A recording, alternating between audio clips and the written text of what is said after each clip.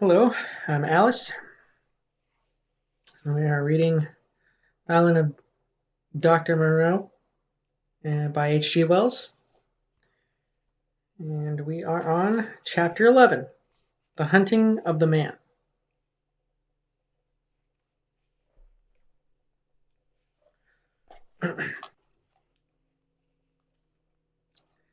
It came before my mind with an unreasonable hope of escape that the outer door of my room was still open to me. I was convinced now, absolutely assured, that Moreau had been vivisecting a human being. All the time since I had heard his name I had been trying to link in my mind in some way the grotesque animalism of the islanders with his abominations, and now I thought I saw it all. The memory of his work on the transfusion of blood recurred to me. These creatures I had seen were the victims of some hideous experiment.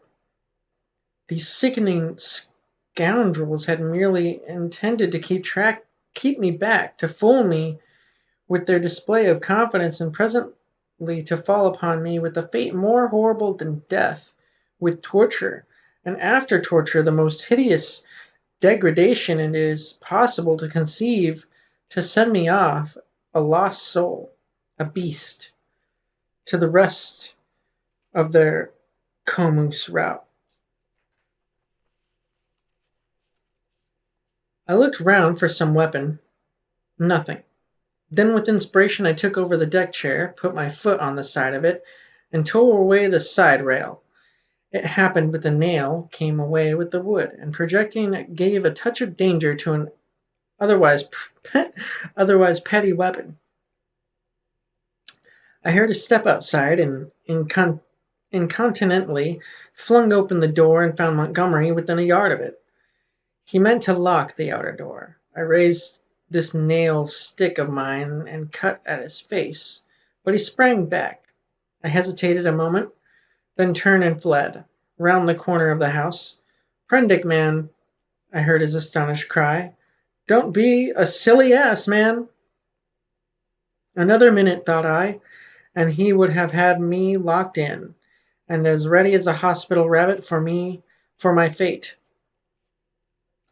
He emerged behind the counter, for I had heard him shout, "Prendick!" Then he began to run after me, shouting things as he ran. This time running blindly, I went northeastward in the direction at right angles to my previous expedition. I once, as I went running headlong up the beach, I glanced over my shoulder and saw his attendant with him. I ran furiously up the slope and over it, and then turning eastward along a rocky valley fringed on either side with jungle. I ran for perhaps a mile altogether,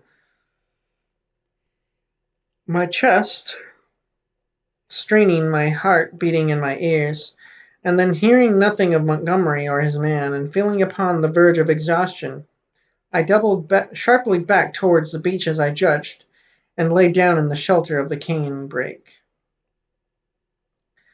There I remained for a long time, too fearful to move, and indeed too fearful even to plan a course of action. The wild scene about me lay sleeping silently under the sun, and the only sound near me was the thin hum of some small gnats that had discovered me. Presently I became aware of a drowsy breathing sound, the southing of the sea upon the beach. After about an hour I heard Montgomery shouting my name far away to the north. That set me thinking of my plan of action. As I interpreted it then, this island was inhabited only by these two vivisectors and their animalized victims. Some of these, no doubt, they could press into their service against me if need arose. I knew about Moreau and Montgomery carried revolvers,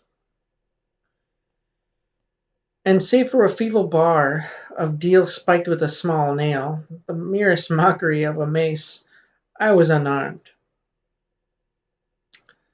So I lay still there until I began to think of food and drink, and at the thought the real hopelessness of my position came home to me. I knew no way of getting anything to eat. I was too ignorant of botany to discover any resort of root or fruit that might lie about me. I had no means of trapping the few rabbits upon the island. It grew blanker the more I turned the prospect over.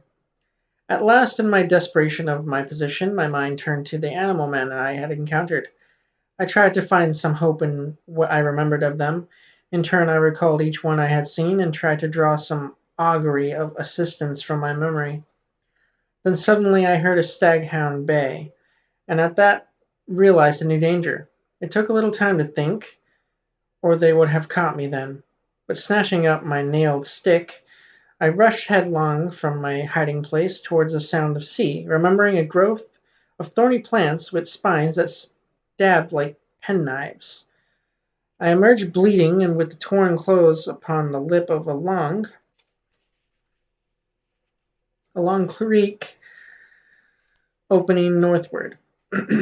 I went straight into the water without a minute's hesitation, wading up the creek and presently finding myself knee deep in a little stream. I scrambled out at last on the westward bank, and with my heart beating loudly in my ears, crept into a tangle of ferns to await the issue. I heard the dog, there was only one, draw near, and yelp when it came to the thorns. Then I heard no more. I presently began to think I had escaped. The minutes passed, the silence lengthened out, and at last, after an hour of security, my courage began to return to me. By this time I was no longer very much terrified or very miserable. I had, as it were, passed the limit of terror and despair. I felt now that my life was practically lost, and that persuasion made me capable of daring anything. I had even a certain wish to encounter Moreau face to face, and as I had waded into the water, I remembered that if I were too hard pressed, at least one path of escape from torment still lay open to me. They could not very well prevent my drowning myself. I had half a mind to drown myself then, but an odd wish to see the whole adventure out. A queer, impersonal, spectacular interest in myself restrained me.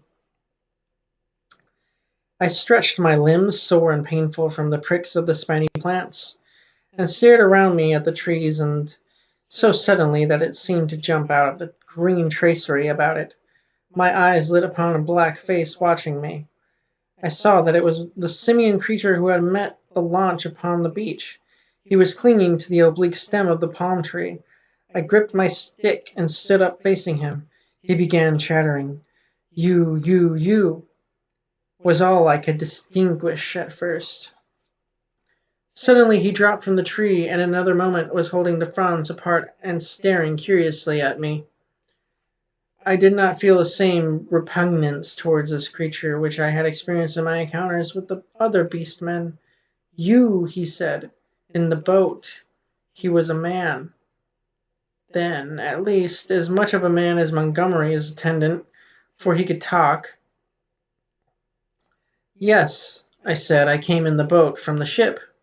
Oh, he said, and his bright, restless eyes traveled over me to my hands, to the stick I carried, to my feet, to the tattered places in my coat, and the cuts and scratches I had received from the thorns.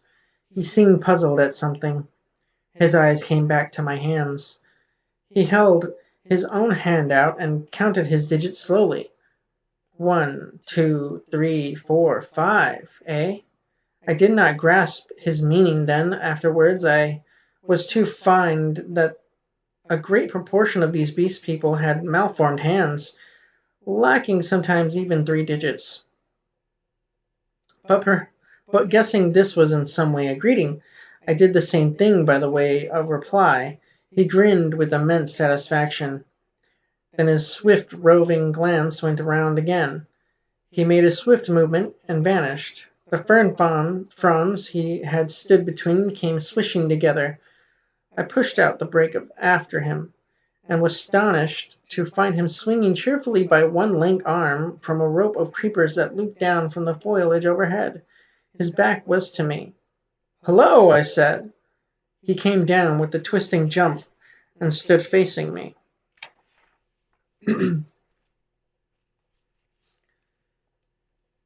I say, said I, where can I get something to eat? Eat? He said. Eat man's food now. And his eyes went back to the swing of ropes. At the huts. But where are the huts? Oh, I'm new, you know. At that he swung round and set off at a quick walk. All his motions were curiously rapid. Come along, he said. I went with him to see the adventure out. I guess the huts were some rough shelter where he and some more of the beast people lived. I might perhaps find them friendly, find some handle in their minds to take hold of. I did not know how far they had forgotten their human heritage. My ape-like companion trotted along by my side with his hands hanging down and his jaw thrust forward. I wondered what memory he might have in him. How long have you been on this island? Said I. How long? He asked. And after having the question repeated, he held up 3 fingers. The creature was a little better than an idiot. I tried to make out what he meant by that, and it seems I bored him. After another question or two, he suddenly left my side and went leaping at some fruit that hung from a tree. He pulled down a handful of prickly husks and went on eating the contents. I noted with dissatisfaction, for here at least was a hint of feeding. I tried him with some other questions, but his chattering, prompt responses were as often as not quite at cross purposes with my questions. Some few were appropriate, others quite parrot-like. I was so intent upon these peculiarities that I scarcely noticed the path we followed. Presently we came to trees all charred and brown, and so to a bare place covering with a yellow-white incrustation, across which a drifting smoke, pungent in whiffs to the nose and eyes, went drifting. On our right, over a shoulder of bare rock, I saw the level blue of the sea. The path coiled down abruptly into a narrow ravine between 2 tumbled and knotty masses of blackish scoriae. Into this we plunged. It was extremely dark, this passage. After the blinding sunlight reflected from the sulphurous ground, its walls grew steep and approached each other. Blotches of green and crimson drifted across my eyes. My conductor stopped suddenly. Home, he said, and as I stood in the floor of a chasm that was at first absolutely dark to me, I heard some strange noises and thrust the knuckles of my left hand into my eyes. I became aware of a disagreeable odor, like that of a monkey's cage, ill-cleaned. Beyond, the rock opened again upon a gradual slope of sunlit greenery, and on either hand the light smoked down through narrow ways into the central gloom. And that's the end of chapter 11.